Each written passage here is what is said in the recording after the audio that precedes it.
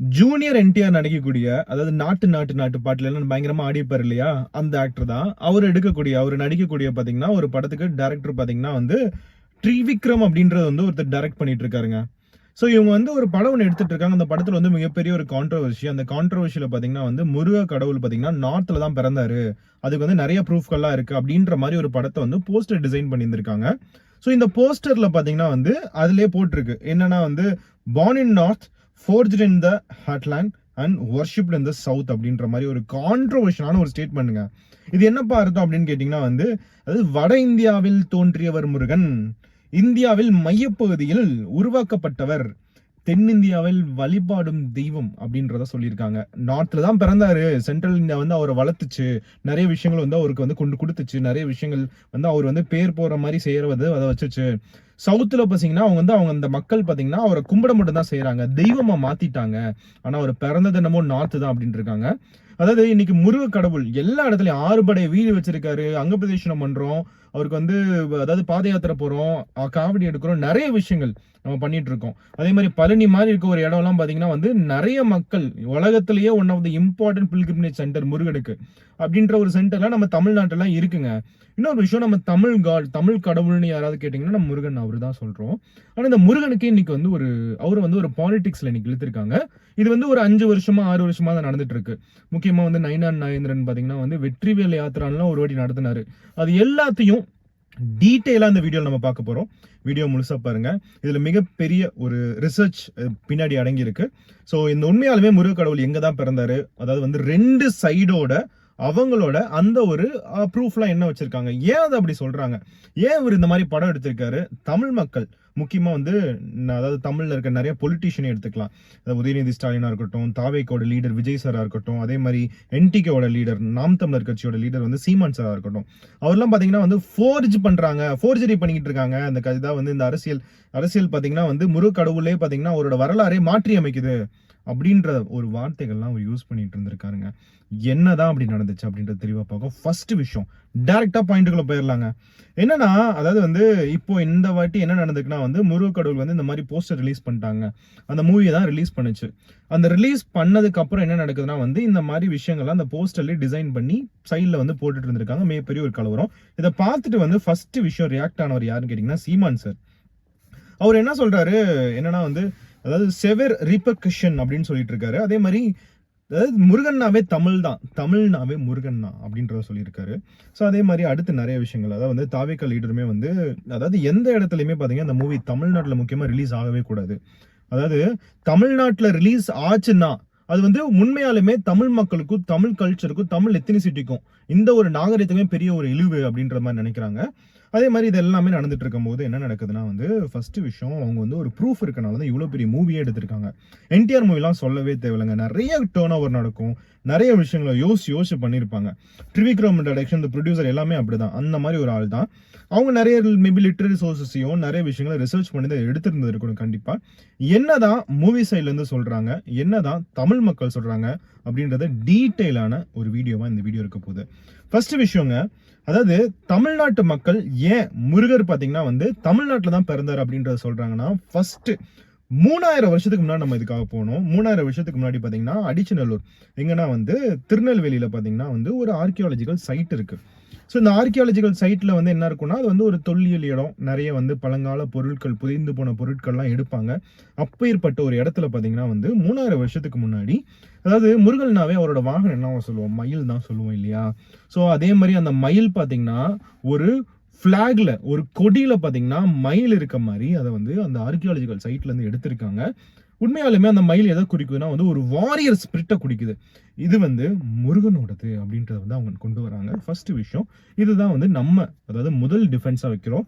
ரெண்டாவது டிஃபென்ஸ் எதுக்குன்னு பாத்தீங்கன்னா வந்து தொல்காப்பியம் 2300 வருஷம் பழமையான ஒரு காப்பியங்க.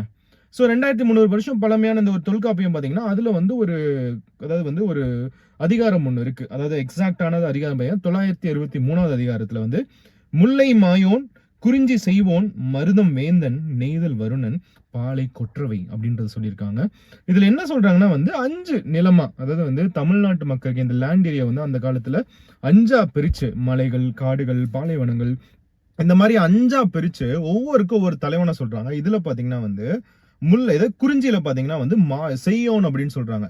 செய்யோன் இதை யாரை குறிக்குது அப்படின்னு பாத்தீங்கன்னா வந்து முருகரை தான் குறிக்குது 2300 வருஷத்துக்கு முன்னாடி.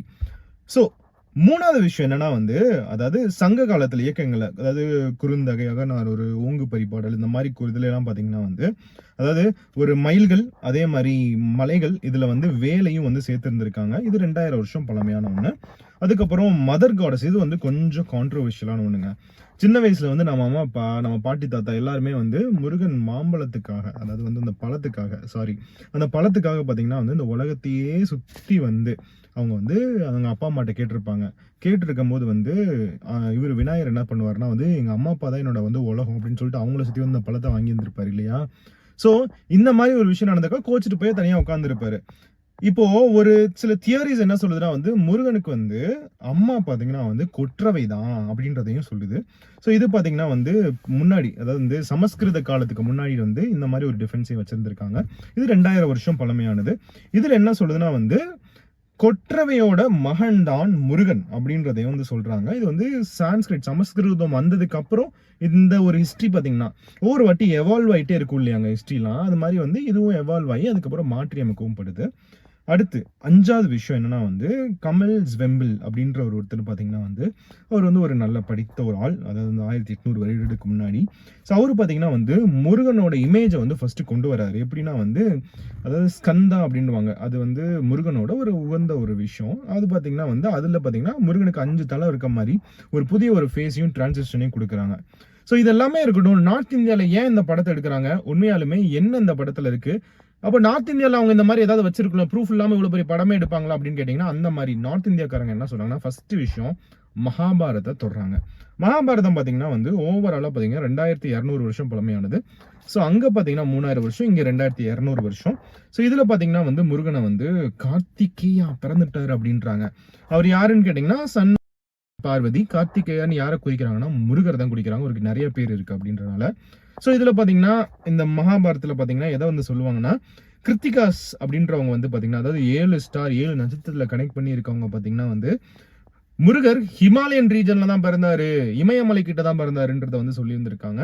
2வது டிஃபென்ஸ் இந்த மூவிக்காரங்க வந்து ஏன் இந்த மூவி எடுத்தாங்க அப்படின்னா வந்து, ஸ்கந்த புராணம் அப்படின்றதுல பாத்தீங்கன்னா அது வந்து 1400 வருஷம் பழமையான ஒண்ணு. இது வந்து சரவண பொய்கை பத்தி டீட்டெயிலா சொல்லி இருந்திருப்பாங்க. அதாவது வந்து சரவண பொய்கை பாத்தீங்கன்னா வந்து கங்கா நதி இருக்கு பாத்தீங்களா, உத்தரப்பிரதேஷ்ல பெருசா ஃப்ளோ ஆகும். ஹோலி ரிவர் ஆஃப் இந்தியான்னு கூட சொல்லுவாங்க. அது மோஸ்ட் பாப்புலேட்டட் ரிவரும் கூட இப்ப இருக்க மக்கள்னால.